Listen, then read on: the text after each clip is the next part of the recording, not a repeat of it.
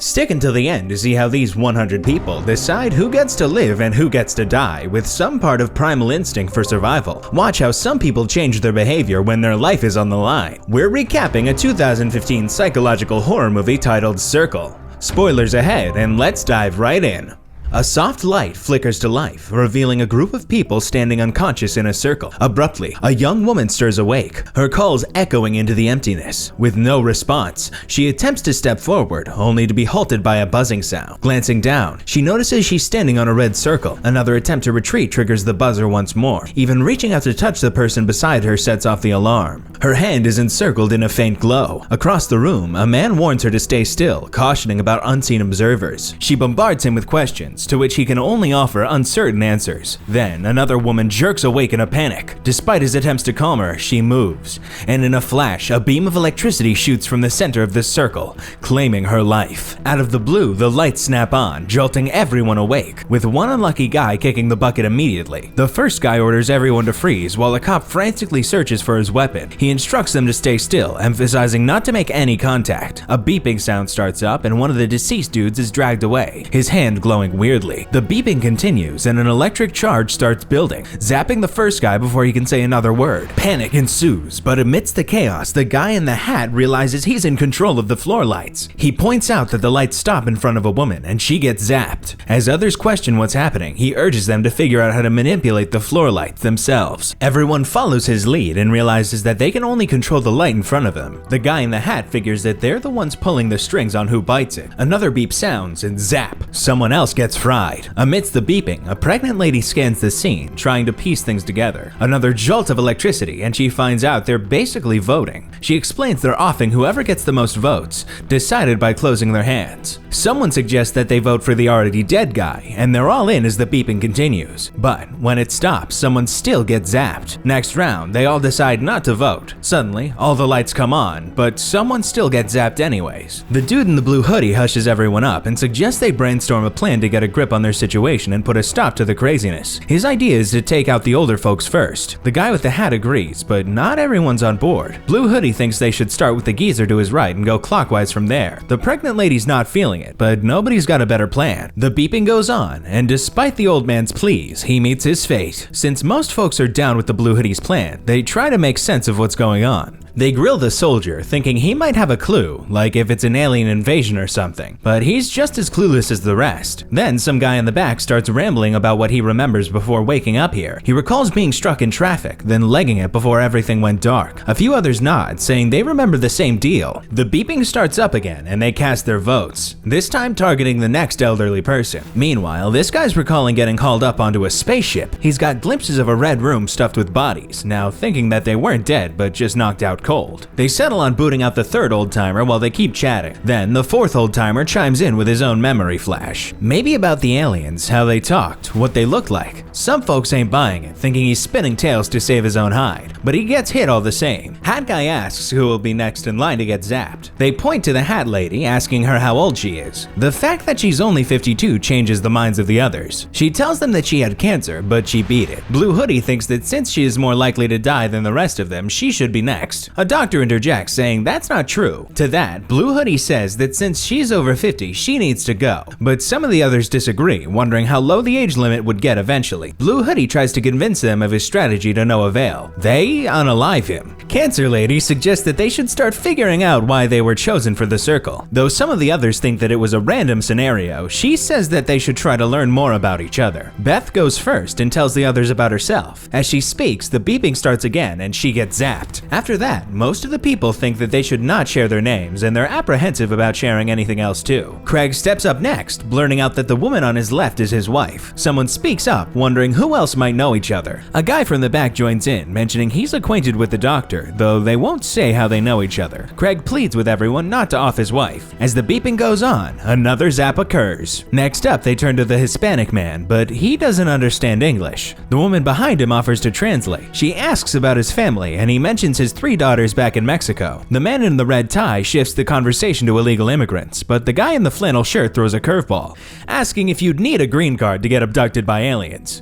They urge the translator to find out if he's in the US legally, and he admits he's not. As the beeping persists, it zaps a young girl in the front row, catching some off guard. The cop spots a guy in the front row, Raul, whom he recognizes for allegedly assaulting his girlfriend. Cancer Lady questions if he's certain it was Raul. The conversation between the cop and Raul shifts to broader issues of profiling and prejudice rather than focusing on the specifics of the alleged incident. As they inquire about the assault, Raul callously remarks that his girlfriend got what you deserved. In the next round, Raul gets zapped. Following this, the blonde woman from the front row suggests they're meant to discern who's good and who's bad. She believes there must be a purpose behind their situation, but the man beside her disagrees, suggesting their predicament is merely a setup for them to eliminate each other while being observed by aliens. However, the guy behind the blonde woman interprets her question as about determining who deserves to live. They ponder what criteria to use for such judgment as the beeping continues, ultimately resulting in the zapping of the Muslim woman in the front row. The man of African American descent brings up the topic of race, sparking a heated discussion. Initially, white individuals argue that fairness doesn't exist in their current circumstances, while fellow African Americans caution him against pursuing the conversation further, fearing it'll make him a target. Hat Guy sides with them. The question exposes underlying sentiments about race among the group. The cop follows, revealing his own racist views. As the beeping starts, the cop meets his end. The soldier suggests refraining from discussing personal opinions and prejudices, but the African American man disagrees, advocating for open dialogue. The soldier and the translator emphasize the importance of unity and understanding their situation. During the next round of voting, they attempt voting for themselves, to no avail. They then try voting for the person besides them, but someone still gets zapped due to a mistake. They give it another shot, and this time, the pregnant woman lends a hand to the kid next to her. Out of the blue, both the pregnant woman and a man are selected, prompting another round of voting. The man ends up getting zapped. A guy from the back admits he voted for him, having seen him vote for the pregnant woman. He suggests that the game setup will eventually boil down to either the pregnant woman or the kid. In response, a blonde guy from the second row proposes that getting rid of them might improve everyone's odds. The man in the flannel shirt argues that one of them should step up to leave, but the man in the red tie disagrees. Cancer Lady chimes in, suggesting the pregnant woman should count as two people. The voting commences again, resulting in another tie, this time between an older woman and the kid. Ultimately, they vote for the lady. The guy from the back and the soldier believe that they should shield both of them, but the man with the glasses insists on learning more about them first. He starts questioning the kid when the voting kicks off, resulting in another deadlock, this time between the pregnant girl and the kid. The man behind them suggests eliminating both, but he ends up getting zapped instead. Craig proposes they seek volunteers. They go around the circle, but no one steps up until a teenager offers to do it. They debate whether they should inquire about his motives. Eventually, he explains he doesn't want to harm anyone. The man in the flannel shirt argues he's just a kid and it's unfair to let him take on that task. However, the man in the red tie and the guy with the glasses disagree, so they ask if he's sure. An older gentleman from the back steps up in his place, and when the beeping starts, he walks away from his spot in the circle. Red tie and glasses persist in their belief that they should seek volunteers, but they themselves aren't willing to step up. Flannel guy suggests that everyone except the pregnant girl should come forward. Glasses then asks the teenager if he's still willing, and after the beeping, he steps out and meets his demise. Next, everyone turns their expectations towards the soldier to volunteer. However, he declines, expressing that he believes he's sacrificed enough in his life already.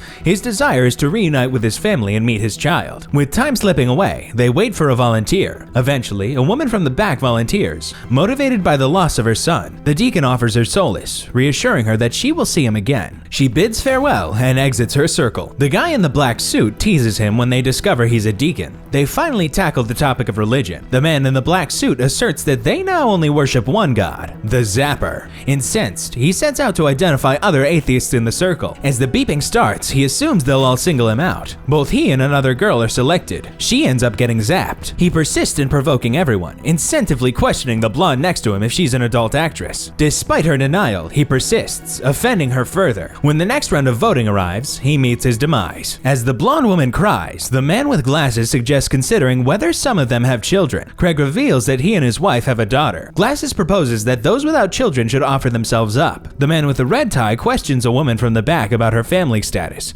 but she redirects the inquiry back to him. While he's responding, another girl gets zapped. Subsequently, the woman shares details about her life, revealing that she's gay. It becomes evident that the man with the red tie is a homophobe, and his remarks offend the others. In the next round of voting, he meets his demise. The blonde guy raises a question about what would happen if only two participants participants remain in the end. Would there be a tie? The man in the back proposes that one of the two abstain from voting, effectively sacrificing themselves. The man in the flannel shirt offers to sacrifice himself, while the cancer lady suggests they select someone they trust to make the right decision. The translator interjects, claiming that no one can be trusted. The blonde guy suggests they all decide together. The blonde woman queries about what would happen if it comes down to just the two of them. The doctor suggests they could decide on their behalf. As the voting commences, she and the man who knows her end up tied. They meet their fate together. The blonde guy insists that they should determine which of the two should meet their end, but the soldier suspects he's manipulating everyone to eliminate both the pregnant girl and the kid. Craig inquires whom they would pick between the two, prompting Glasses to ask the pregnant girl about her occupation. The others deem it an unfair question, but Glasses persists, arguing it's crucial to ascertain who contributes more to society between them. The translator interjects, emphasizing the significance of her pregnancy. Glasses continues to antagonize the pregnant girl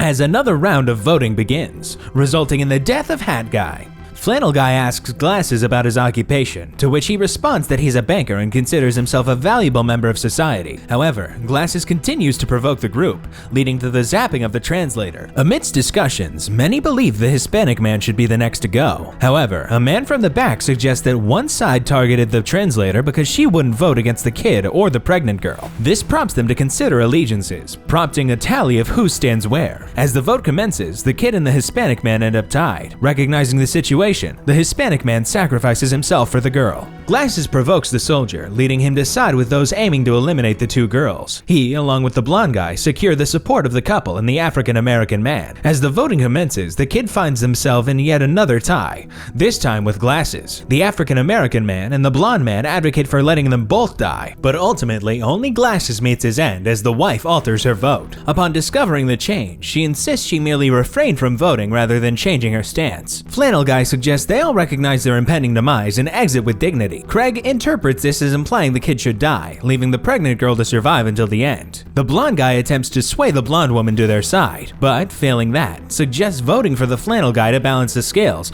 and prolong discussion. Ultimately, they vote for the flannel guy. They then attempt to ascertain the majority in each group. The soldier proposes voting for the wife to test the husband's allegiance. However, at the last moment, Craig changes his vote, prompting the soldier to declare they all vote for the African-American man. Following his demise, the blonde guy lashes out at Craig, insinuating they might not even be married in an attempt to sow discord among the group. They bombard them with questions, and the wife succumbs when one of the women requests his name, which she fails to recall despite Craig mentioning it previously. Craig eventually admits it was her idea, but they still execute him. The imposter wife maintains she didn't lie about her child. The blonde guy persistently reminds everyone of their shared guilt as killers, yet he extends a promise to the wife. If she aligns with him, he'll spare her life. He quizzes the older man about his allegiance, but the man remains silent. Turning to the woman beside him, he appeals to her emotions regarding her family, urging her to join his side. As the voting commences, it culminates in a five-way tie among the blonde guy, the soldier, the cancer lady, the blonde woman, and the gay woman. Following the revote, only the blonde guy remains standing. The deacon is visibly emotional, yet the blonde guy persists with his strategy, seeking the pregnant woman's vote, only to be rejected. The man in the back maintains his stance on the strategy. Ultimately, the deacon apologizes to the pregnant girl and exits the circle. The man in the back and the blonde guy come to the realization that they need to alter their strategies.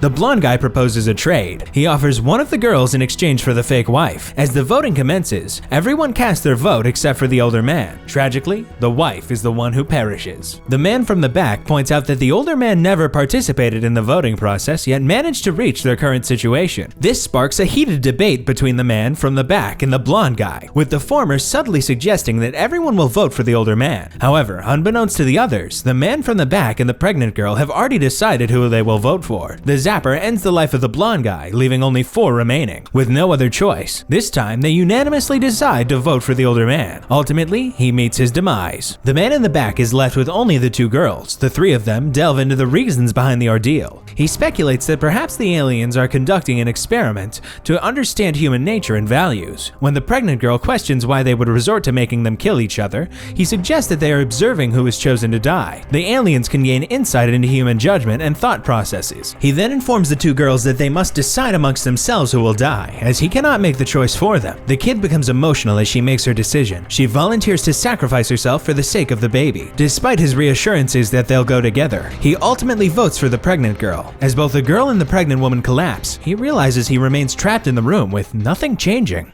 As another round of voting commences, he curses the aliens, convinced they'll ultimately kill him no matter what. So he abstains from voting. When the beeping ceases, he realizes he's tied with the baby and faces the difficult decision of choosing between the baby's life and his own. Ultimately, he chooses the baby has to die. He then awakens outside, gazing up at a spaceship hovering above. As he rises to his feet, he notices multiple ships in the sky. He realizes he played everyone in the room, maneuvering himself to reach the final round of the voting circle, fully aware of what he would do when he got there. In the end, he saved himself.